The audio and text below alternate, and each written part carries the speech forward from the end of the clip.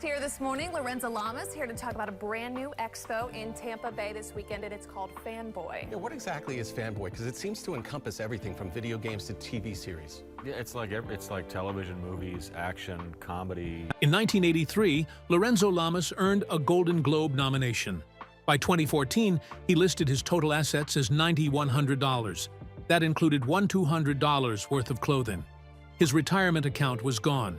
He owed $285,000 in back taxes, and his family had already been torn apart by a scandal no one saw coming. Lorenzo was born into Hollywood royalty. His godmother was Jane Wyman. His father was a movie star. But none of that protected him from what came next.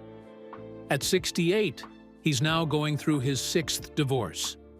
What really happened behind the scenes of his life? Lorenzo Lamas entered the world on January 20th, 1958, in Santa Monica, and from the moment he opened his eyes, he was already inside Hollywood's glow. His father was Fernando Lamas, the Argentine movie star with a voice that filled theaters, and his mother was Arlene Dahl, the Norwegian-American actress who lit up MGM screens through the 1950s. Their lives were loud with fame, cameras, and bright lights, and Lorenzo grew up in the middle of it. He was carried into movie premieres before he understood what a movie was, and he wandered through Hollywood parties while grown-ups whispered his parents' names. Fame was not something he reached for. It was something he breathed from the beginning, and every room he entered reminded him that he was part of a very rare world. This world connected him to people most kids only saw on screens. One of them was Jane Wyman, who became his godmother when he was still in diapers. She had known his parents and later knew his stepmother, Esther Williams, so she had watched Lorenzo grow from the start. As he got older, life wrapped itself into a strange loop because he ended up playing her grandson on Falcon Crest from 1981 to 1990. He would look across the set and see the woman who had held him as a baby pretending to be the grandmother of his character. The bond they shared made the work feel easy, and every day with her reminded him how far back those Hollywood threads stretched. He often said she shaped the way he worked, and he trusted her guidance more than anyone else's. Still, the glamour around him never protected him from the turbulence inside his own home. He grew up in Pacific Palisades, surrounded by stars. Yet beneath the surface, there was a constant feeling of shifting ground. His parents divorced in 1960 when he was only 2, and he started moving between houses like a visitor instead of a son. His mother remarried again and again, pulling him across states and countries, and each move cut him away from the sense of stability he longed for. He lived with comfort, but not with consistency. The emotional gaps stayed with him for years, and he later understood how much they shaped the way he handled love and trust. The hardest wound came in 1969, when he was 11. His father married Esther Williams, the famous swimmer who moved through Hollywood with the grace of her movie roles. But her new home had rules, and one of them hurt Lorenzo deeply. She told Fernando that his children should not live with them. For an 11-year-old who only wanted to feel close to his father, that kind of rejection carved something sharp inside. Fernando and Esther stayed married until 1982, but Lorenzo and his father drifted through those years, separated by decisions he never understood. That fracture shaped the way he viewed families, loyalty, and the strange shadow that fame sometimes casts over simple human connection. In 1968, when he was 10, another shift came without warning. His mother uprooted the family from the sunny calm of Pacific Palisades and moved them to New York City. Lorenzo went from beaches and open spaces to the noise and rush of Manhattan. He carried the weight of the change quietly because he did not know how to fight it. He missed the West Coast, missed the familiar air, and felt lost in a city that moved too fast for him. It was a jarring shift for a child who had been raised around Hollywood comfort. And suddenly, the world around him seemed colder and more demanding. Soon after arriving, Lorenzo was sent to Admiral Farragut Military Academy in New Jersey. The school was strict, layered with rules and routines that shaped every hour of the day. Uniforms, drills, early mornings, and no room for teenage chaos. He stayed there for 4 years, throwing himself into wrestling and track, rising through ranks until he became president of his senior class and second in command of a battalion of 300 cadets. Discipline wrapped around him, but so did the loneliness. The academy kept him far from normal teenage life, and he often felt disconnected from the simple experiences other kids shared. Still, this environment carved a stronger version of him, giving him a kind of inner structure he would rely on later. By 1975, at age 17, he graduated with a sense of focus he had never had before. He originally planned on becoming a veterinarian and imagined a future that had nothing to do with Hollywood. But during a summer visit to one of his father's film sets, he stood on the edge of the action and felt the pull he had been resisting. The lights, the energy, the movement of a real movie production changed him in one afternoon. That moment redirected his entire life. After graduation, he packed up and returned to California, determined to enter Hollywood with his own strength. He wanted people to see him for who he was, rather than whose son he was. Even with connections around him, nothing came easily. He auditioned constantly, competing against actors who were already trusted names. Slowly, his persistence started opening small doors.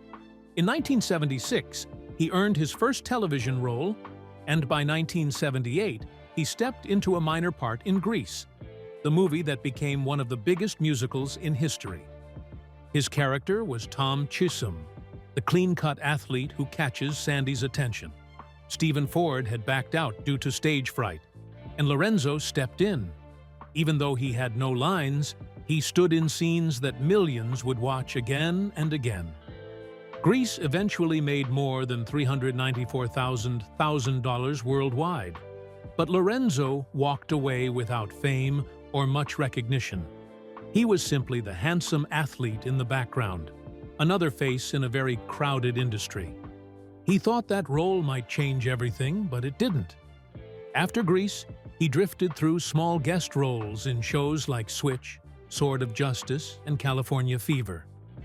Money was tight, and the pressure of living under his father's shadow pressed on him every day. He wondered if he belonged in the industry at all. Those years were full of doubt and restless searching as he tried to shake the label of being just a pretty face. Then came a heartbreak that changed him completely. On October 8, 1982, his father died from pancreatic cancer.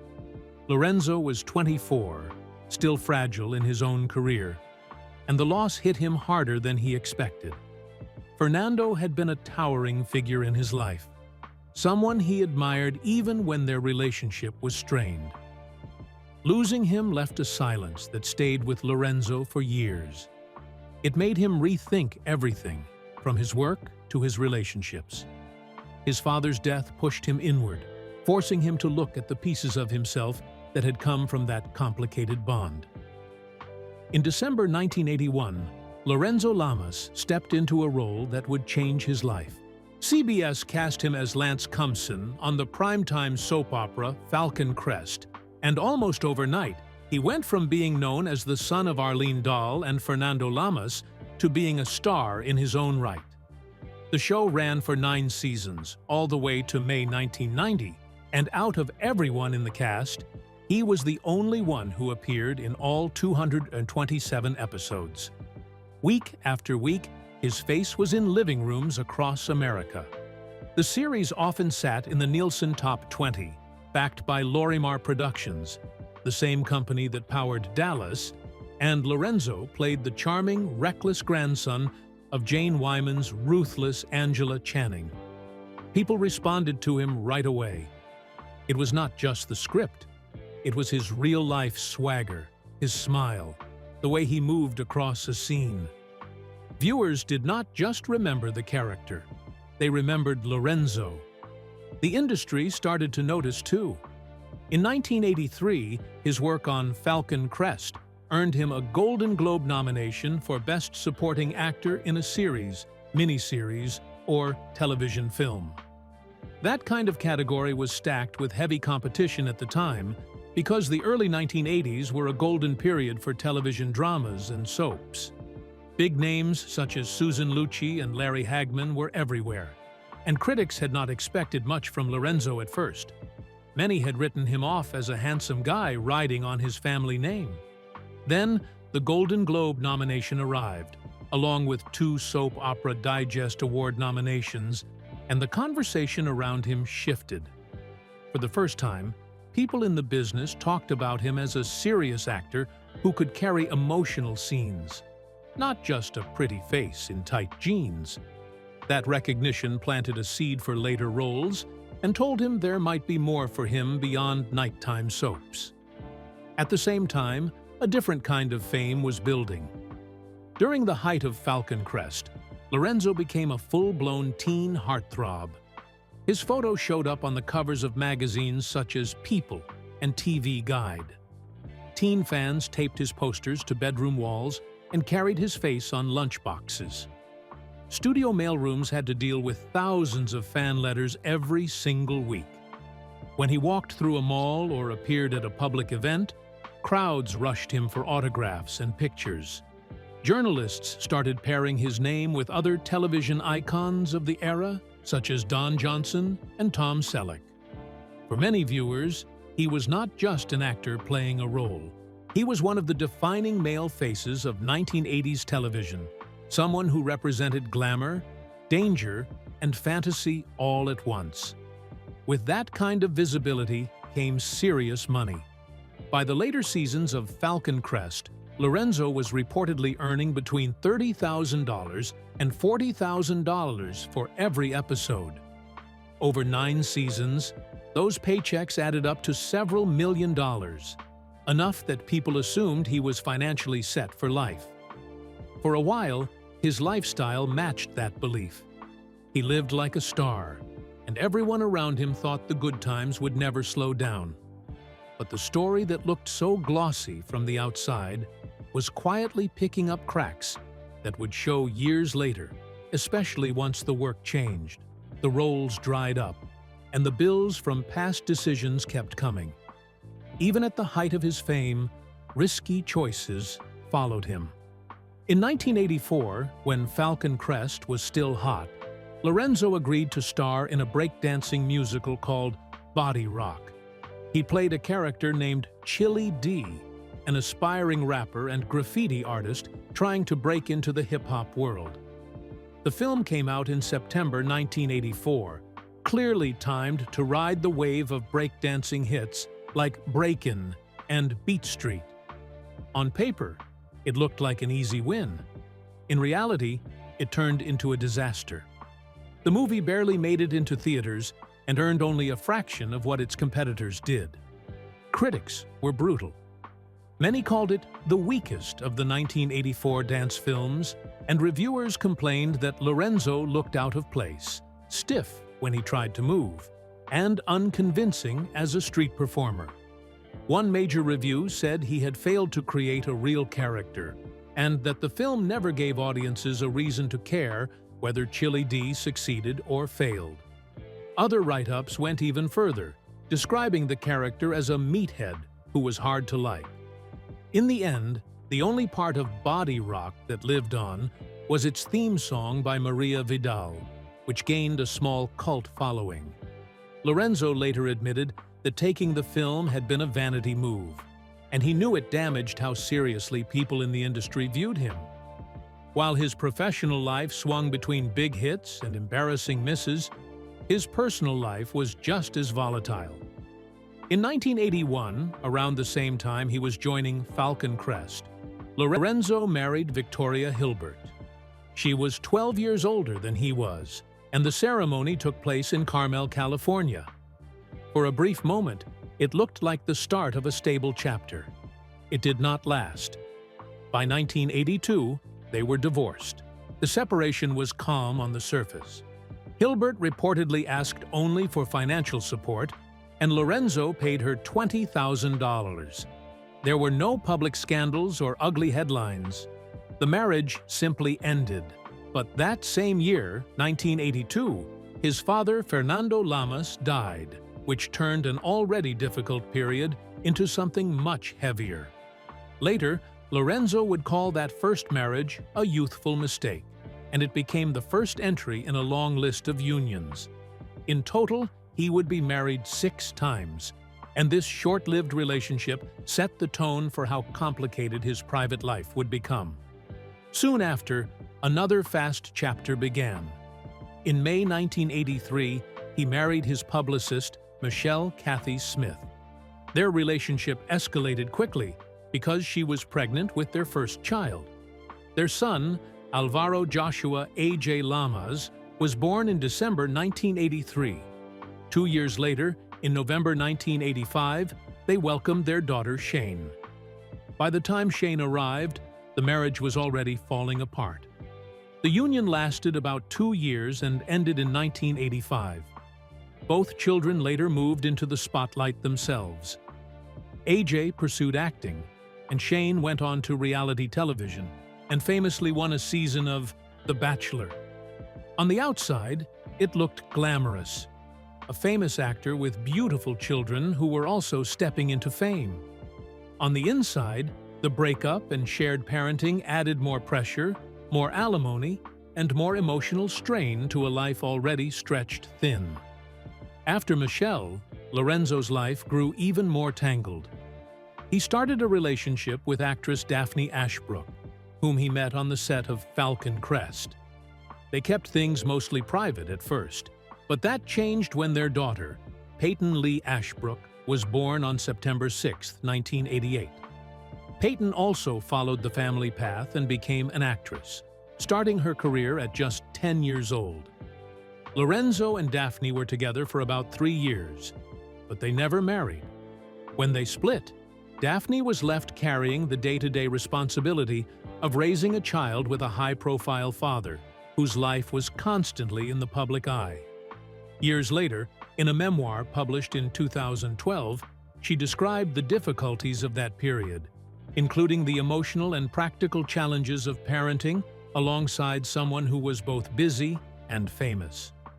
This relationship added another child to Lorenzo's growing family and another set of responsibilities he would need to juggle as his career moved forward. Then came another turn that would link his love life and his work even more tightly. In 1989, Lorenzo married actress Kathleen Kinmont. On paper, they looked like a classic Hollywood power couple. That image strengthened when they began working together on a new action series called Renegade, which premiered in September 1992. He played Reno Raines, a cop framed for murder who becomes a motorcycle-riding bounty hunter, and she played a key role alongside him. The show had all the ingredients of a 1990s syndicated hit, but behind the scenes, their marriage was already fragile. The relationship officially lasted 4 years and ended in 1993. The real explosion came later, when personal choices collided with the set. In 1995, Lorenzo brought his new girlfriend, Shauna Sand, onto the Renegade set and into the show. Kathleen Kinmont, now his ex-wife and still part of the cast, did not take it quietly. She went on The Howard Stern Show and made sharp comments about Sand, comments that quickly spread through the industry. Lorenzo reacted by asking the producers to remove Kinmont from the series. Instead of recasting her role, the team simply dropped her character altogether. Overnight, a private feud became a very public Hollywood story. The breakup, the new girlfriend, the firing, and the live radio remarks turned what had been a simple action series into a symbol of how messy it can get when personal drama flows straight into the workplace. Despite all this chaos, Renegade itself became a defining project for Lorenzo Lamas. The show launched in 1992 on the USA Network and ran for 5 seasons, finishing with 110 episodes. It was syndicated in more than 100 countries, which meant his leather jacket, long hair, and rumbling motorcycle became an image recognized far beyond the United States. Each episode followed a familiar pattern. Reno Raines tracked fugitives, went up against corrupt officials, and tried to clear his name, all while sending money toward the hospital care of the woman he loved. The formula was simple but effective, and many viewers loved it. Still, the creative team was not always happy. Even the show's creator, Stephen J. Cannell, along with Lorenzo himself, criticized parts of the series, especially the early scripts. They felt the stories sometimes pushed the main cast aside and did not dig deeply enough into the characters. Critics often lumped Renegade in with other syndicated action shows like Highlander, saying it was entertaining but shallow. Even so, for a generation of viewers in the 1990s, Lorenzo became the face of the brooding biker hero. While the world saw him racing across the desert on screen, his real-life needs pushed him in a very different direction. During the Renegade years, Lorenzo was filming in San Diego, but his children lived with their mother in Lake Havasu, Arizona. He did not like the idea of putting them on commercial flights every time he wanted to see them, so he made a bold decision. In 1997, he earned his pilot's license so he could fly himself to Arizona on weekends and spend time with his kids. That practical choice opened a new door. As acting offers slowed down in the years after Renegade, he went back to flight school. He trained further, earned his instructor rating, and began flying helicopters as a commercial pilot. Eventually, he took a job running helicopter tours in New York City, flying up to 6 passengers over landmarks such as skyscrapers and bridges. On some trips, he even arranged champagne and picnic baskets for Grand Canyon flights. Many passengers only realized who was at the controls after they climbed into the helicopter. For Lorenzo, this second career became both a financial lifeline and a genuine passion. Yet even as he tried to build a more grounded life in the air, the weight of past spending never fully let go. The money he had made from Renegade had allowed him to buy the kind of toys many people dream about. He owned a Harley-Davidson motorcycle, a Hummer H2, and a Piper Seneca airplane.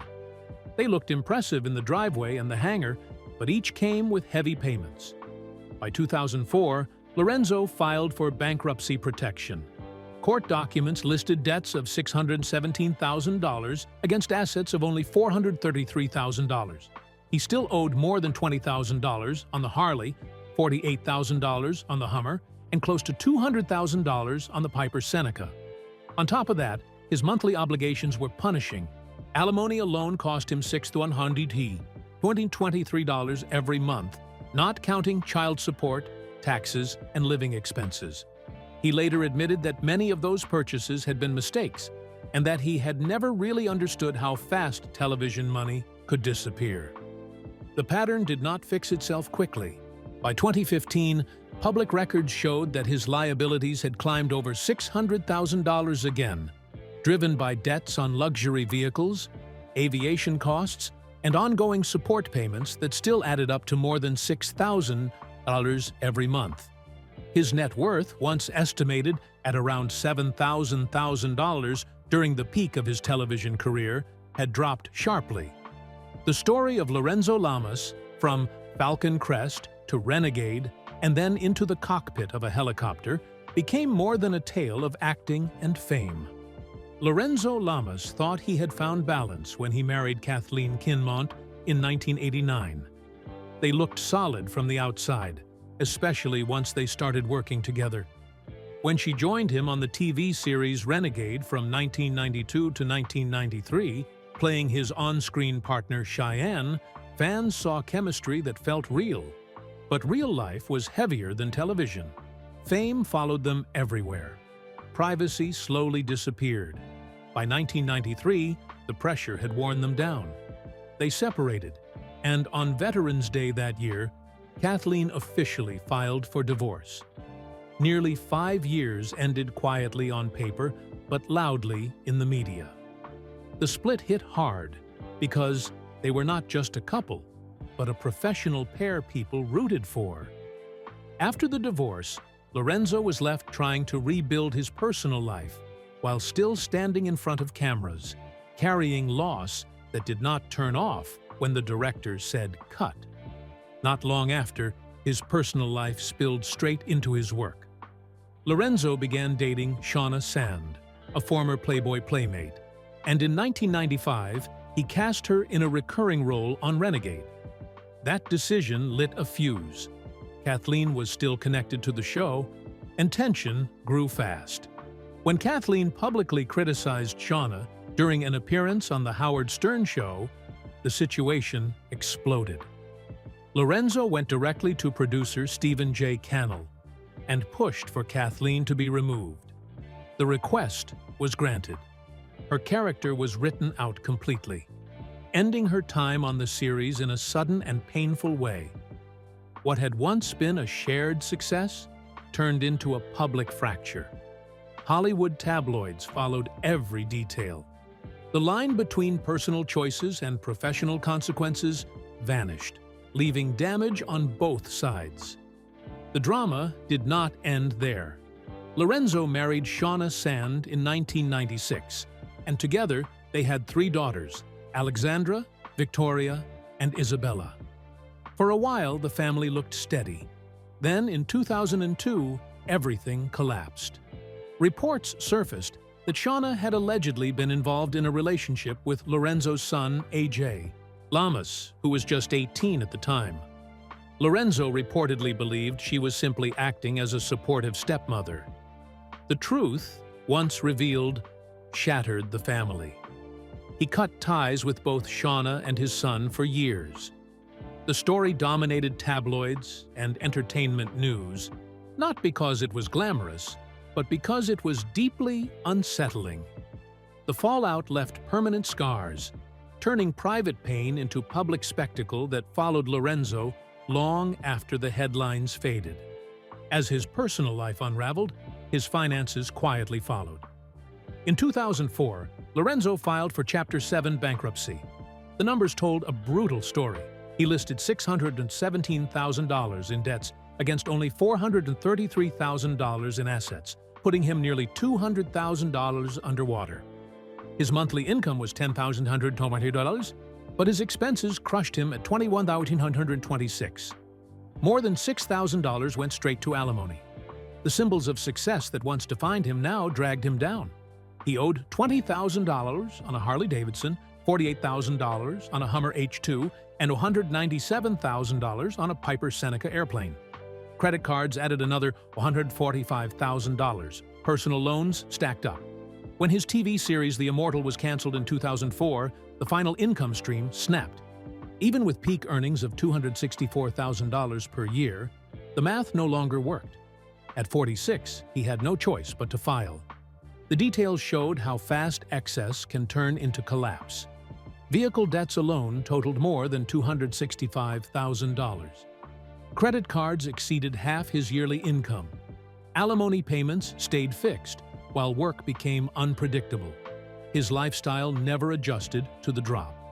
Month after month, expenses doubled what he brought in. Every luxury came with a bill that did not care about fading fame.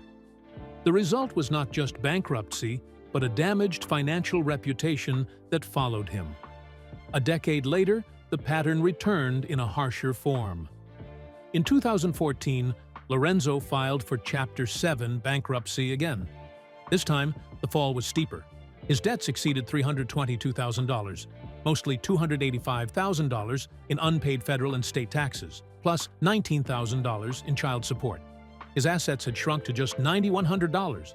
That included $2,300 in books, $200 in clothing, and less than $500 in his checking account. He had no income of his own. He relied entirely on his wife's $2,400 monthly salary. while expenses stayed above $7,000.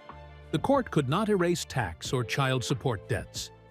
Even after discharge, he remained responsible for nearly $300,000. His once protected $215,000 retirement account was gone. The safety net had already been spent. By then, income loss and family obligations had tightened into a trap. The end of the immortal removed stability. Alimony and child support stayed locked in place. By 2014, he even filed bankruptcy without a lawyer, a move that likely limited his options. Lost income, legal obligations, and years of poor planning collided at once. Recovery became almost impossible. The aftermath lingered. 2 bankruptcies stripped away wealth, security, and flexibility. Taxes and support payments remained. Retirement savings were erased. Even when some debts disappeared on paper, the weight stayed real. His story became a warning about living beyond limits and failing to slow down when money does. In April 2014, the documents themselves shocked fans. Lorenzo listed only $430 in his checking account. No home, no luxury vehicles, no fallback. His wife at the time, Shauna Craig, earned about $36,000 per year and became the primary provider. The man who once symbolized action television now counted dollars carefully. The contrast was stark and unforgiving. Then came another headline that no one expected. In 2015, Shauna Craig, who was only 28, served as a surrogate for Lorenzo's daughter, Shane. She carried her stepdaughter's child, making her both stepmother and surrogate within the same family. Shane, who had previously lost a son, called it a blessing. Shauna said she was happy to help. The pregnancy was not easy. There were serious complications, including a close call involving the placenta. Public reaction was divided. Some praised the sacrifice. Others questioned the pressure placed on her. Once again, the Lamas family found itself under a microscope. The final chapter continued the pattern. In October 2023, Lorenzo married Kenna Nicole Scott. By January 2025, they separated. In July 2025, he filed for divorce, just 14 months after the wedding. There were no minor children and no spousal support requests.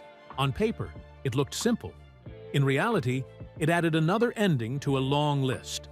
This was his 6th divorce. Now 67, turning 68 in January 2026, Lorenzo still works when he can, mostly in small roles. 6 marriages, 6 children, 2 bankruptcies, 1 family scandal that never truly faded. His life remains active, but the wear shows. Each chapter connects to the next, not as isolated moments, but as a long slide where success, excess, loss, and survival never fully separate.